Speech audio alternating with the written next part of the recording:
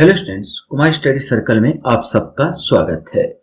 आज के वीडियो का हमारा टॉपिक होगा भारतीय दर्शन, कला, साहित्य एवं संस्कृति, जो कि सीजीपीएससी प्री 2012 से लेकर 2024 तक 2012 से लेकर 2024 तक फर्स्ट पेपर में जितने भारतीय दर्शन, कला, साहित्य एवं संस्कृति से क्वेश्चन पूछे गए हैं उस सब को मैं लेकर आया हूं, ताकि आपको पता चल सके कि भारतीय दर्शन और संस्कृति किस प्रकार क्वेश्चंस आ रहे हैं और आपकी तैयारी और अच्छी हो सके।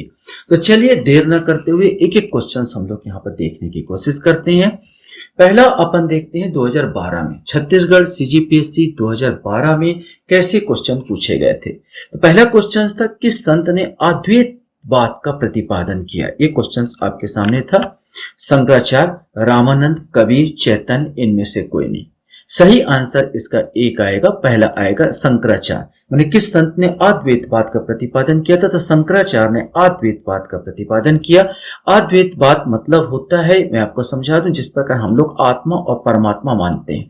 हम लोग ये मानते हैं कि एक आत्मा होता है और एक परमात्मा होता है। हम में आत्मा होता है और परमात्मा हमसे ऊपर होता है। तो ये कहता है कि एक नहीं, दो नहीं, यहाँ पर दो नहीं, एक और दो नहीं, बल्कि ये दोनों एक ही है। जो आत्मा है वही परमात्मा है, जो परमात्मा है वही आत्मा है। यह अद्वैतवाद माने दो नहीं एक ही है, इसी को कहा जाता है। शंकराचार्य ने थोड़ा सा और डिटेल में आपको बता दूं तो थोड़ा सा देखेंगे। द्वैतवाद की अवधारणा माधवाचार्य ने दी। माधवाचार्य द्वैतवाद माने दो है, आत्मा और परमात्मा। शंकराचार्य अद्वैतवाद माने एक ही है। द्वैताद्वैतवाद निम्बिकाचार्य का था, शुद्धाद्वैतवाद वल्लभाचार्य का था और विशिष्टाद्वैतवाद रामानुजाचार्य का था। तो ये आपको याद हो जाना चाहिए। द्वैतवाद माधवाचार्य, अद्वैतवाद शंकराचार्य, द्वैताद्वैतवाद निम्बिकाचार्य, शुद्धाद्वैतवाद वल्लभाचार्य और विशिष्टाद्वैतवाद रामानुजाचार्य। क्वेश्चन आपके सामने, अणुबद्ध शब्द किस धर्म से जुड़ा हुआ है, ये आपको बताना है। महायान बौद्ध धर्म, हीनयान बौद्ध धर्म, जैन धर्म, लोकायत मत या हिंदू धर्म। पहले 5 ऑप्शन दिया करते थे, इस हिसाब से 5 ऑप्शन थे, इसमें से आपको बताना है। सही आंसर अणुव्रत। अणुव्रत का जो सिद्धांत है जैनों का सिद्धांत है, जैन धर्म का सिद्धांत है अणुव्रत का सिद्धांत। क्वेश्चन है, मथुरा के शिल्प कला के लिए किस पत्थर का प्रयोग होता है, ये आपको बताना है। संगमरमर, काला पत्थर, लाल बलुआ पत्थर, ग्रेनाइट या सफेद बलुआ पत्थर। सही आंसर मथुरा शिल्प कला के लिए लाल बलुआ पत्थर, लाल बलुआ पत्थर का प्रयोग होता है। ये मथुरा कला है जो आप यहाँ पर देख रहे हैं, मथुरा मूर्ति कला, इसमें लाल बलुआ पत्थर का प्रयोग यहाँ पर होता है। क्वेश्चन है, नटराज की प्रसिद्ध कांस्य कलाकृति किस कला का एक विशिष्ट उदाहरण है, यह आपको बताना है। ये नटराज की जो कांस्य की मूर्ति होती थी, ये किस कला का एक उदाहरण है, यह आपको बताना है। तो चोल कला, गंधार कला, मथुरा कला, मौर्य कला या अमरावती कला, इसमें से कोई एक आएगा। तो सही आंसर इसका जो आता है पहला आएगा, माने चोल कला। ये चोल कला का उदाहरण है। क्वेश्चन हमारे सामने आता है, माधवी मृदगल किस नृत्य विधा से जुड़ी हुई है।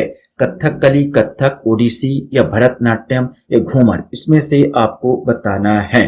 सही आंसर इसमें से आएगा, जो माधवी मुदगल थी ये आपका ओडिसी नृत्यांगना है। माधवी मृदगल ओडिसी नृत्यांगना से संबंधित है। 2013 में किस प्रकार क्वेश्चन पूछा गया था उसको हम लोग देखने हैं। तो 2013 में केवल एक ही क्वेश्चन आया था आपका कला एवं साहित्य से, भारतीय कला साहित्य से। निम्न में से किस दर्शन का मत है कि वेद शाश्वत सत्य है, इसमें से आपको बताना है। सांख्य दर्शन, वैशेषिक दर्शन, मीमांसा दर्शन, न्याय दर्शन या योग दर्शन, इसमें से कोई एक आएगा। सही आंसर ये मीमांसा दर्शन वाले कहते हैं, वेद को मानते हैं, वेद शाश्वत है।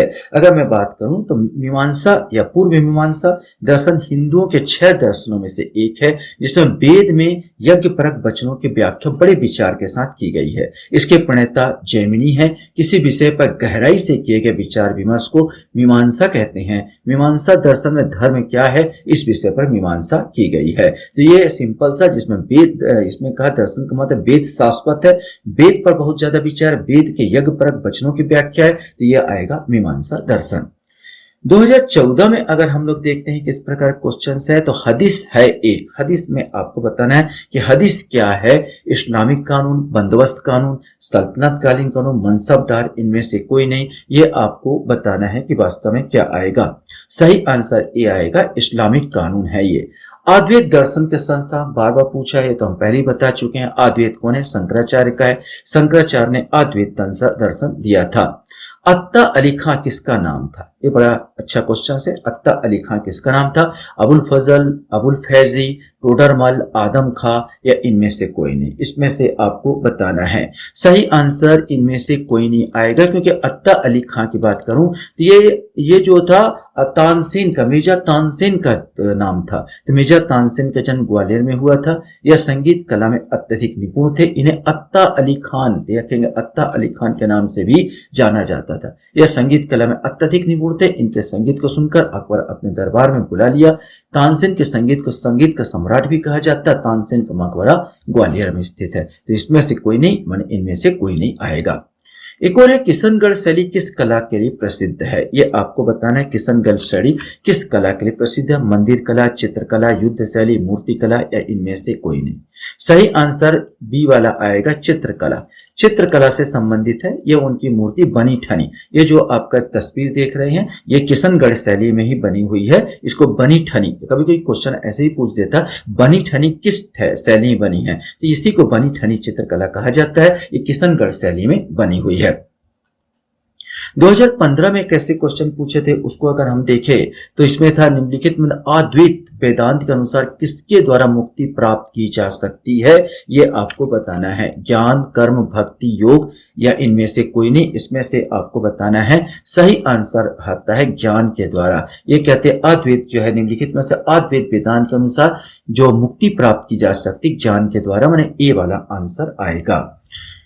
76 में इस 76 नंबर दिया, जैसा क्वेश्चन है उस हिसाब से मैं उठाया हूं। उस चीजों में बीच बीच का क्वेश्चन इसमें मिलता है। निम्नलिखित में से कौन सा अष्टांग योग का अंश नहीं है? तो अष्टांग योग का अंश नहीं है, ये पूछना था। अनुस्मृति, प्रत्याहार, ध्यान, धारणा, इनमें से कोई नहीं? सही आंसर ए आएगा, ये अनुस्मृति अष्टांग योग का यह अध्याय नहीं है। अष्टांग योग के बारे में बात की है, तो अष्टांग योग में 8 अंग है। यम, नियम, आसन, प्राणायाम, प्रत्याहार, धारणा, ध्यान और समाधि। यह एक प्राचीन भारतीय योग पद्धति जो इन 8 चरणों को मिलाकर संपूर्ण योग का अभ्यास करती है, पतंजलि द्वारा रचित। तो यहाँ पर आपका प्रत्याहार, ध्यान, धारणा, प्रत्याहार, ध्यान, धारणा ये तो है, लेकिन यहाँ अनुस्मृति वाला नहीं आएगा। इसी में आपका क्वेश्चन आता, समाधि मरण किस दर्शन से संबंधित है? ये आपको बताना है कि समाधि मरण किस दर्शन से संबंधित है। बौद्ध दर्शन, जैन दर्शन, योग दर्शन, लोकायत दर्शन, इनमें से कोई नहीं? सही आंसर भी आएगा, जैन दर्शन। जैन दर्शन में सहल लेखन की विधि पाई जाती है, जिसमें व्यक्ति अपना माने विद्या अध्ययन करते करते माने बिना खाए पिए अपना प्राण त्याग देता है। इसी को समाधि मरण के नाम से जानते हैं।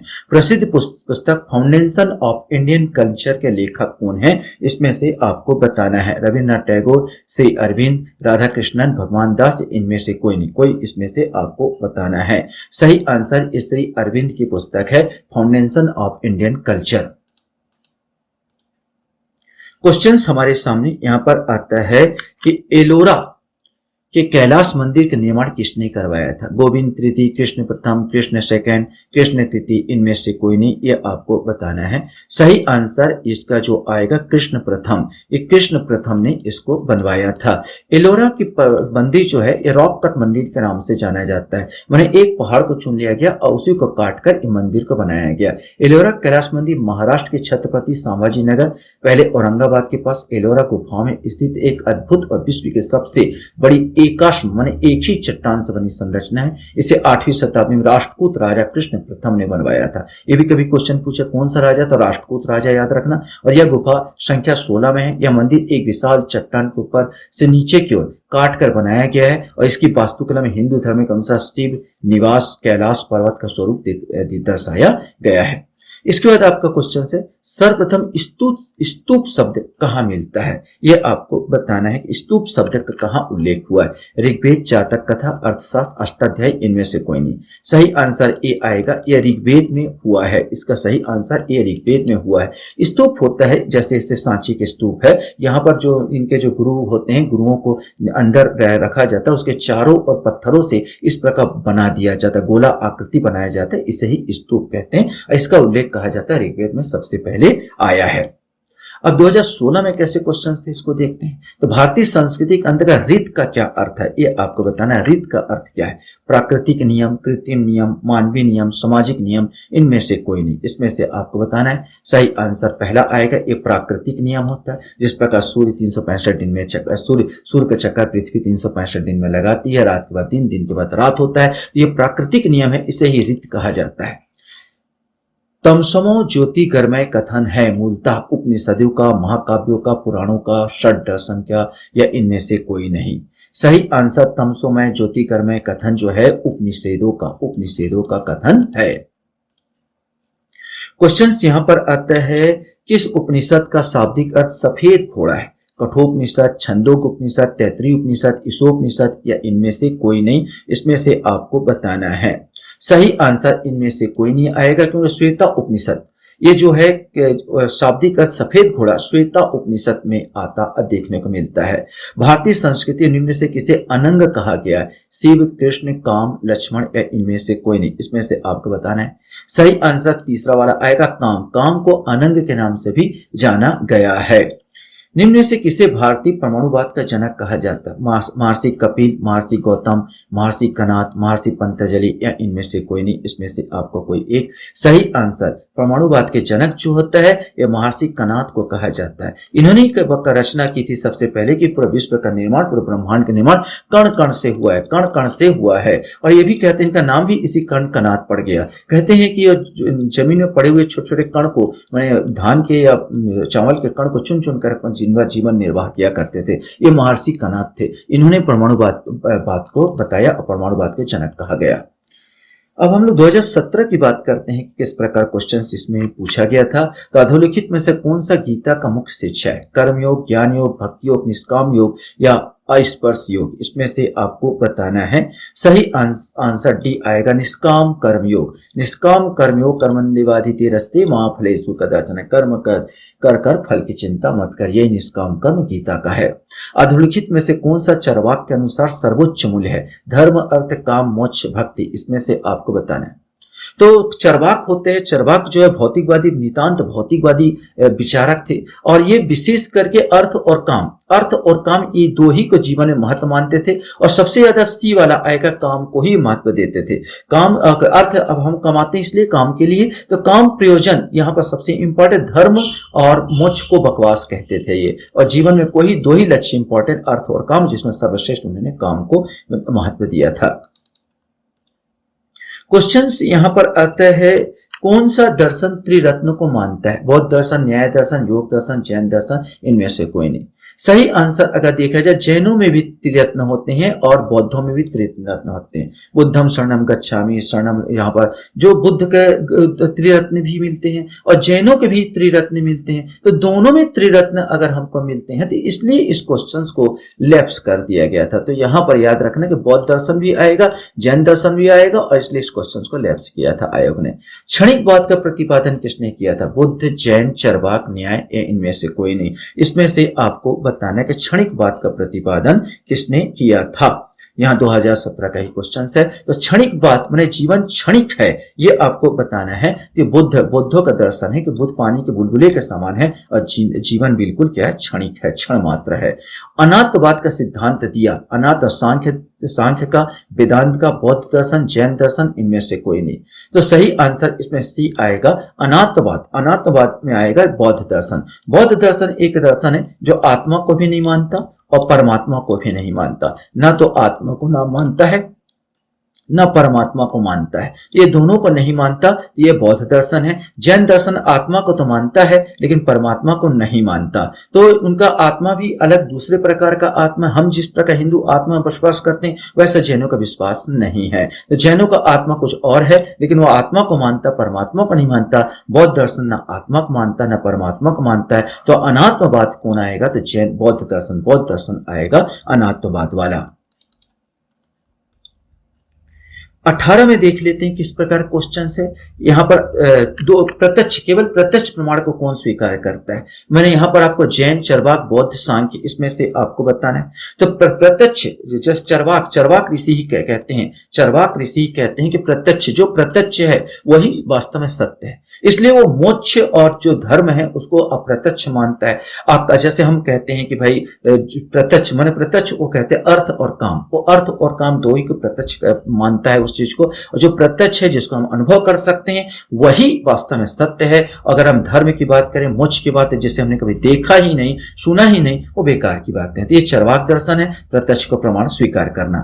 न्याय दर्शन के प्रवर्तक कौन है ये आपको बताना है। गौतम, कपिल, शंकर या वल्लभ, इसमें से आपको बताना है। सही आंसर न्याय दर्शन के गौतम मुनि न्याय दर्शन के प्रवर्तक है। कपिल तो सांख्य दर्शन के प्रवर्तक है। कपिल जो है सांख्य दर्शन के हैं और गौतम मुनि जो है न्याय दर्शन के हैं।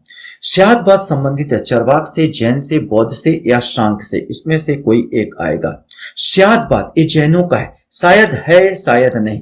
स्यादवाद ये सप्तभंगी सिद्धांत, इसी को कहते हैं जैनों में सप्तभंगी सिद्धांत। ये कहते हैं एक सत्य को अलग अलग व्यक्ति अलग अलग ढंग से देखता है। जैसे मैं यहाँ पर 6 लिख दूं, यहाँ पर सामने कोई यहाँ पर आदमी पर्सन हो तो उसको 9 दिखेगा, और यहाँ पर कोई आदमी दिखो तो उसको 6 दिख रहा है। यही 6 यहाँ वाले आदमी को 9 दिख रहा है और यहाँ वाले आदमी को 6 दिख रहा है। तो हम दोनों ही सही है, न ये गलत है न ये सही है, और न ये सही है न वो गलत है। तो यहाँ पर जैनों को यही सिद्धांत होता है। दुनिया में जो भी नजरिया होता है वो देखने का जो नजरिया पर डिपेंड करता है। जिसको आप सत्य मान रहे हैं हो सकता है वो असत्य हो, दूसरे के लिए असत्य हो, और दूसरे के लिए जो असत्य आपके लिए सत्य हो। यही स्यादवाद है, यही सप्तभंगी सिद्धांत है। तो ये जैनों का सिद्धांत है। अपूर्व का सिद्धांत संबंधित है, ये आपको बताना है कि अपूर्व का सिद्धांत किससे संबंधित है। चरवाक से, जैन का, बौद्ध का, मीमांसा का, इसमें से आपको बताना है। सही आंसर मीमांसकों का धर्म है। अपूर्व क्या है? अपूर्व जो है स्वर्ग, ये जो स्वर्ग की रचना करते हैं यहाँ पर, ये अपूर्व का सिद्धांत ये कहता है कि प्रत्येक व्यक्ति को कर्म का फल भोगना ही पड़ेगा, लेकिन कर्म का फल इस जन्म में नहीं, वो अगले जन्म में भोगेगा। अगले जन्म, इस जन्म में अच्छा काम करेगा तो वो अगले जन्म में उसको अच्छा फल मिलेगा, और इस जन्म में गंदा काम करेगा तो अगले जन्म में उसको गंदा कर वो मिलेगा, माने जीवन मिलेगा, वो मिलेगा। ये इनका अपूर्व का सिद्धांत है, ये मीमांसक सिद्धांत है। माने ये बात करता स्वर्ग नर की बात करता है, तो ये मीमांसा वाले होते हैं, ये मीमांसक हैं। 2019 की बात कर लेते हैं कि जगन्नाथपुरी के गर्भगृह में भगवान जगन्नाथ, सुभद्रा एवं बलभद्र की मूर्तियां बनी हैं। अब इसकी बनी एक क्वेश्चन पूछा गया था, पत्थर की, धातु की, लकड़ी की या कांच की, इसमें से कोई एक आएगा। सही आंसर ये लकड़ी की बनी हुई है। जो भी जगन्नाथपुरी मंदिर के गर्भगृह में भगवान जगन्नाथ, सुभद्रा और बलभद्र की मूर्तियां जो है लकड़ी की बनी हुई है। थोड़ा सा अगर मैं बताऊं तो जगन्नाथपुरी की मूर्तियां भगवान जगन्नाथ, बलभद्र और सुभद्रा की है, जो कि नीम की लकड़ी से बनी है, और इनका स्वरूप अधूरी कलाकृतियों जैसा है। इन मूर्तियों में ब्रह्म पदार्थ होता है, जिसे भगवान श्री कृष्ण का हृदय माना जाता है, और इसे हर 12 साल में नई मूर्ति में स्थानांतरित किया जाता है, ये कहा जाता है। प्रच्छन्न बोध किसे कहा जाता है ये आपको बताना है। शंकर को, कपिल को, रामानुज को या पतंजलि को, इसमें से कोई आपको आएगा। सही आंसर प्रच्छन्न बोध जो है ये आएगा शंकर को। शंकर को प्रच्छन्न बोध के नाम से जाना जाता है। नव बोधवाद के प्रतिपादक कौन है? राधा कृष्णन, टैगोर, अंबेडकर या विवेकानंद, इसमें से आपको बताना है। सही आंसर जो आएगा नव बोधवाद के प्रतिपादक अंबेडकर, भीमराव अंबेडकर साहब है। अंबेडकर ने बाद में आपको पता होगा इन्होंने धर्म परिवर्तित किया और बौद्ध धर्म को ग्रहण किया। उन पर बहुत सारी टीकाएं भी इन्होंने पुस्तक भी लिखी है। तो नव बोधवाद के प्रतिपादक अंबेडकर को जाता है। क्वेश्चन हमारे सामने यहां पर आता है शंकर के दर्शन को कहा जाता है? अब ये बार बार रिपीट होता है क्वेश्चन, तो हम बताते हैं द्वैतवाद, सॉरी यहाँ पर अद्वैतवाद ना। शंकर के दर्शन जो होता है, ये मुझसे गलती हो रहा है, यहाँ पर अद्वैतवाद। अद्वैतवाद, शंकर के दर्शन को अद्वैतवाद के नाम से जानते हैं। व्यवहारिक वेदांत के प्रतिपादक कौन है? दयानंद, राजा राम मोहन राय, गांधी या विवेकानंद? इसमें से आपको बताना है। सही आंसर डी आएगा। स्वामी विवेकानंद को व्यवहारिक वेदांत के प्रतिपादक कहा जाता है। कारण ये है, वो कहते हैं वेदांत घर में रखने की पुस्तक नहीं है, वेदांत को अलमारी में सजा के रखने की पुस्तक नहीं है, इसको व्यवहारिक जीवन में उपयोग करो, घर घर में पढ़ो और इसके व्यवहारिक जीवन में उपयोग करो। ये व्यवहारिक वेदांत के विवेकानंद, स्वामी विवेकानंद जी कहते हैं। लोकायत दर्शन किसको कहा जाता है? ये भी बार बार रिपीट होता है। ये चरवाक दर्शन को लोकायत दर्शन के नाम से जाना जाता है। ये प्रत्यक्षवादी दर्शन है। यहाँ पर प्रत्यक्षवादी दर्शन करो, लोकायत दर्शन करो, ठीक है, नास्तिक दर्शन करो, ये सब चरवाक दर्शन का है। चरवाक दर्शन ये आते हैं। अब 2020 में थोड़ा सा क्वेश्चन, इस प्रकार का क्वेश्चन पूछा गया था कि जैन साहित्य में संबंधित निम्नलिखित कथनों को पढ़िए और सटीक विकल्प को चुनिए। श्वेतांबर धर्मसूत्र में 12 अंग शामिल है। और दूसरा कथन था, श्वेतांबर परंपरा के अनुसार इन अंगों का संकलन वल्लभी में आयोजित एक धर्म सभा में किया गया था। अब कथन 1 कथन 2 पर आधारित था, तो मैं आपको बता दूं दोनों कथन सही है। मैं श्वेतांबर धर्मसूत्र 12 अंग, जैनों का जो पुस्तक का नाम अंगों से ही अंग ही होता है, तो 12 अंग संकलन है श्वेतांबर धर्मसूत्र में। और श्वेतांबर परंपरा के अनुसार इन अंगों का संकलन वल्लभी में आयोजित एक धर्म सभा हुआ था। दोनों यहाँ पर सही है। तो यहाँ पर ए वाला कथन 1 और कथन 2 दोनों सही है। लेकिन कथन 1 गलत है, ऐसा तो नहीं है। कथन 1 एवं कथन दोनों गलत है भी नहीं, कथन 1 सही है। कथन यहाँ पर केवल दोनों कथन क्या है, सही है।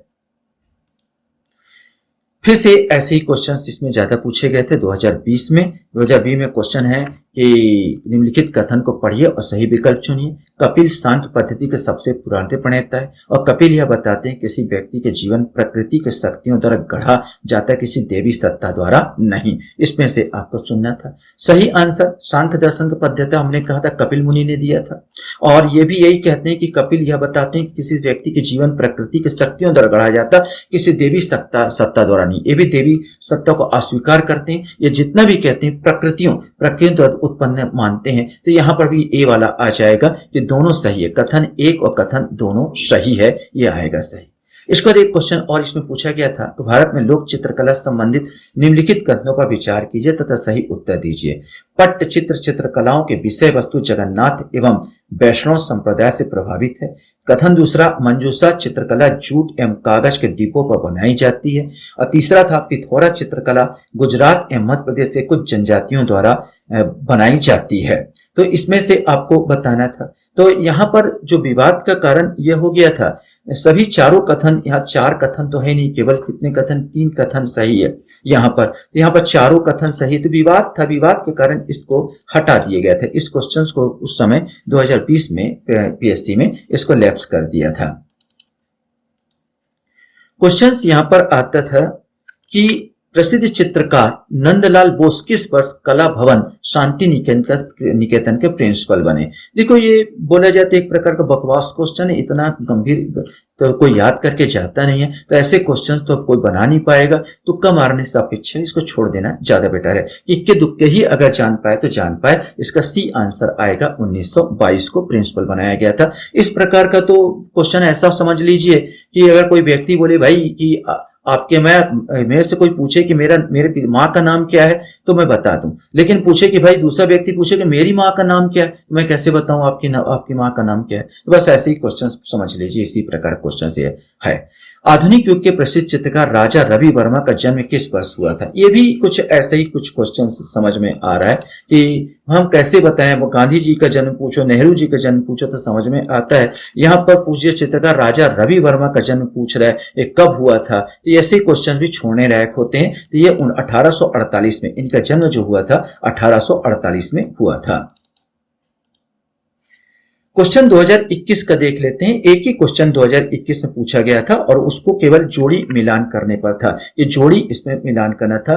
फुलकारी, धरनिया, कुश्ती, करचोभी और राज्य था। मतलब ये है निम्न कढ़ाई कलाओं के, ये कढ़ाई कला का नाम है। फुलकारी, धरनिया, कुष्टी और करचोबी, और कौन से राज्य से संबंधित है? तो डायरेक्ट मैं इसका उत्तर बता देता हूं, ये डी आंसर लिया गया था, अर्थात फुलकारी जो था पंजाब से संबंधित है, और धरनिया धरनिया आपका गुजरात से संबंधित है, कसुटी बोला जाए तो कर्नाटक का है, और कारचोबी बोला जाए तो राजस्थान का है। तो ये इससे एक ही क्वेश्चन पूछा था और काफी डेंजरस क्वेश्चन ही बोल दिया जाए तो। और 2022 में जो क्वेश्चन पूछा गया था उसमें भी एक ही क्वेश्चन पूछा था और बड़ा सरल क्वेश्चन था। निम्न से कौन सी बराहमिहिर की रचना नहीं है? पंच सिद्धांतिका, बृहत संहिता, बृहत जातक, अमरकोश। तो अमरकोश यही नहीं है, अमरकोश की रचना है, अमर सिंह की रचना है, तो डी वाला आएगा यहाँ पर। तो बारहमिहिर की रचना कौन सा नहीं है? तो अमरकोश ये बारहमिहिर की रचना नहीं है। 2023 अब देखना इंपॉर्टेंट है कि 2023 में किस प्रकार क्वेश्चंस पूछा गया था। 23 में भी बहुत सारे क्वेश्चन पूछे गए थे। निम्नलिखित में से कौन सा मंदिर वास्तुकला बेसर शैली का उदाहरण है? होयसलेश्वर मंदिर, कंदरिया महादेव मंदिर, श्री राम मंदिर, और उपरोक्त में से कोई नहीं। तो सही आंसर इसमें आएगा होयसलेश्वर मंदिर। ये बेसर शैली का उदाहरण होता है यहाँ पर। तो बेसर शैली जो होयसलेश्वर मंदिर यहाँ पर मैं दर्शाने की कोशिश करूंगा, ये बेसर शैली का उदाहरण है। मंदिरों का अलग अलग शैली होती है। उत्तर भारत साइड द्रविड़ शैली होती है, उत्तर भारत साइड दूसरी शैली होती है, और ये दोनों के बीच का शैली होती है, जिसको हम लोग क्या कहते हैं? बेसर शैली के नाम से जाना जाता है। तो ये जो मंदिर की शैली आप देख रहे हैं ये बेसर शैली पर होता है। उत्तर भारत साइड जो शैली होती है दूसरा टाइप का शैली होता है। यहाँ बड़ा चबूतरा होता है, चबूतरे के बाद मंदिर का निर्माण होता है। खजुराहो का मंदिर देख लो, 5 मंदिर इस प्रकार बनाए जाएंगे, फिर चूड़ा होगा। ये उत्तर भारत की शैली है। उसके बाद दक्षिण भारत की शैली आती है। तो दक्षिण भारत की जो शैली मंदिरों को होती है वो बहुत ऊंचा विशाल का गगनचुंबी मंदिर होते हैं, और पूरे मंदिर में आप देखोगे तो बहुत सारी मूर्तियां ऐसे जड़ दी जाती है, जैसे इसमें छोटी छोटी मूर्तियां बनाई गई है यहाँ पर। और गोपुरम बोलते हैं, इस प्रकार बाहर साइड गोपुरम बनाया जाता है। तो ये द्रविड़ शैली होती है। और उत्तर भारत की शैली और द्रविड़ शैली दोनों को मिला के जिस शैली का निर्माण किया जाता है उसे बेसर शैली कहते हैं। तो ये बेसर शैली दोनों को मिलाया गया है। देखिए इसमें कोई मीनार बनाया नहीं है और मूर्ति भी यहां पर बनाया गया। तो बेसर शैली होयसलेश्वर मंदिर को यहां पर कहा जाता है। 2023 में ही हम देखते हैं दूसरा क्वेश्चन यहां पर आता है। तो इसमें आपको बताना है कि मध्य भारत के मीनारों के बारे में निम्नलिखित पर विचार कीजिए। 13वीं शताब्दी में निर्मित कुतुब मीनार 180 फीट ऊंची पतली मीनार है जो 5 मंजिल में विभाजित है। 15वीं शताब्दी में निर्मित चांद मीनार 210 फीट ऊंची एक पतली मीनार है जो 4 मंजिलों में विभाजित है। तो क्वेश्चंस तो थोड़ा सा कठिन था यहाँ पर, और मैं थोड़ा सा जानकारी आपको दे दूं। तो ये कुतुब मीनार है और ये चांद मीनार है। तो चांद मीनार 1 2 3 4 मंजिल, कुतुब मीनार 1 2 3 4 5 मंजिल। तो 5 मंजिल तो ठीक है, लेकिन अगर फीट की अगर बात कर लिया जाए तो कुतुब मीनार का जो फीट ऊंचा, फीट में बोला जाए तो मीटर में बोला तो करीब 72.5 मीटर है। कुतुब मीनार करीब 72.5 मीटर ऊंचाई है। और ऐसे बोला जाए तो 236 फीट है। 236 फीट आ जाएगा, फीट में बोलूंगा तो 236 फीट के आ जाएगा। यहां पर फीट की बात कर रहा, सॉरी। तो ये 180 फीट बोला है, तो 180 फीट नहीं बल्कि क्या 236 फीट है। तो पहले वाला गलत हो जाएगा, दूसरा इसमें सही है। तो बी वाला आंसर, इसका जो 15 का जो आंसर, बी वाला आंसर केवल दो इसमें सही होगा, माने ये वाला सही है, चांद मीनार। क्वेश्चंस यहां पर आता है कि संगीत श्रेणी के किस भारतीय शहर को यूनेस्को क्रिएटिव सिटीज नेटवर्क से जोड़ा गया? देखो उस समय का क्वेश्चन में करंट में रहा होगा, तो करंट वाला इसमें क्वेश्चन से तो ग्वालियर को जोड़ा गया था, तो ग्वालियर आएगा। जैन दर्शन के संबंध में निम्नलिखित कथनों पर विचार करें। जैन दर्शन 2 मुख्य सिद्धांतों के इर्द गिर्द घूमता है, अर्थात अनेकांतवाद और स्यादवाद। अनेकांतवाद के अनुसार प्रत्येक प्राणी कई गुण होते हैं, वह स्थायी गुण जो किसी वस्तु के प्रकृति का निर्माण करता गुण कहलाता है। यहाँ पर दोनों वाक्य यहाँ पर सही है। एकांतवाद बोले या स्यादवाद बोले या सप्तभंगी सिद्धांत बोलो, जो मैंने बताया था दोनों गुण इसमें सही है। तो 24 का जो आंसर इसका सी आएगा। तो यहाँ पर मतलब 1 और 2 दोनों यहाँ पर सही है। 24 का आंसर सी, 1 और 2 दोनों यहाँ पर सही है। इसके बाद एक और आता है क्वेश्चंस आपके सामने। देवप्रयाग, अलकनंदा और खालिस्तान नदियों का संगम पर स्थित है, ये आपको बताना। भागीरथी, मंदाकिनी, नंदाकिनी, उपरोक्त में से कोई नहीं। देवप्रयाग, अलकनंदा और भागीरथी नदियों के संगम पर स्थित है। ये दोनों भागीरथी नदियों के संगम पर स्थित है, ए वाला आएगा। निम्नलिखित में से कौन सा नास्तिक विचारधारा है? सांख्य, योग, न्याय या बौद्ध? सही आंसर इसमें देखेंगे तो बौद्ध दर्शन बिल्कुल नास्तिक है। यहां पर देखो, इन लोग भी यद्यपि ईश्वर को नहीं मानते, लेकिन इन लोग वेदों को मानते हैं, ये वेदों को मानते हैं और वेदों को मानने के कारण ये आस्तिक हुए। लेकिन बौद्ध वेदों को नहीं मानता और वेदों को नहीं मानने के कारण नास्तिक हुआ। तो डी वाला जो आंसर, दो ही विशेष करके बौद्ध धर्म, जैन धर्म और चरवाक धर्म, ये नास्तिक धर्म में गिने जाते हैं। सांख्य, योग, न्याय ये आस्तिक धर्म में गिने जाते हैं। क्वेश्चन यहां पर आता है, गरबा नृत्य किस यूनेस्को की मान्यता की अमूर्त सांस्कृतिक विरासत की सूची में शामिल किया गया? वह किस राज्य से संबंधित है? यह आपको बताना है। तो गरबा तो आपको मालूम है, एक गुजरात से संबंधित है। बौद्ध दर्शन की विशेषता के संबंध निम्नलिखित कथनों पर विचार कीजिए। बौद्ध दर्शन का बीज गौतम बुद्ध की शिक्षाओं में ही मिलता है। ये बिल्कुल सही है भाई। बुद्ध में हमेशा दार्शनिक समस्याओं से उलझने के बजाय मानवीय कष्टों से मुक्ति के लिए नैतिक जीवन जीने पर जोर दिया। तो यहाँ पर दोनों ही यहाँ पर सही हो जाएंगे, माने एक और दो दोनों सही है। तो यहाँ पर सही आंसर सी आएगा। अब हम लोग 2024 माने पिछले साल कैसा क्वेश्चन पूछा था उसको देखने जा रहे हैं। पिछले साल भी बहुत सारे ये जो क्वेश्चन है आपका कला और संस्कृति से इससे पूछा गया था। निम्नलिखित में से गंधार शैली को किस नाम से जाना जाता है? ये आपको बताना है। इंडो फारसी कला, इंडो यूनानी कला, इंडो चीनी कला, इंडो यूरोपीय कला। तो जो गंधार शैली है वो वास्तव में इंडो और यूनानी कला का मिश्रण है। यहाँ पर गंधार शैली की एक मूर्ति आपको दिखाने की कोशिश कर रहा हूँ। ये गंधार बना हुआ मूर्ति है गौतम बुद्ध का, यह इंडो यूनानी कला का ही रूप है। क्वेश्चन है, देवनी मोरी स्तूप कहां स्थित है? देवनी मोरी स्तूप कहां स्थित है? यह क्वेश्चन आपसे पूछा गया था। आंध्र प्रदेश, छत्तीसगढ़, राजस्थान या गुजरात? सही आंसर डी आएगा, एक गुजरात। ये गुजरात का स्थित है। यहां पर आपको मिल जाएगा एक गुजरात टेम्पल, देवनी मोरी जो ये आपका स्तूप है, ये गुजरात में आपको मिलेगा, गुजरात जगह में आएगा। क्वेश्चन यहां पर आता है, आहड़ अथवा बनास संस्कृति किस संस्कृति के समकालीन है? ये आपको बताना है। हड़प्पा, मुगल, मौर्य या गुप्त? तो ये जो आहड़ और बनास संस्कृति हड़प्पा संस्कृति के समकालीन है।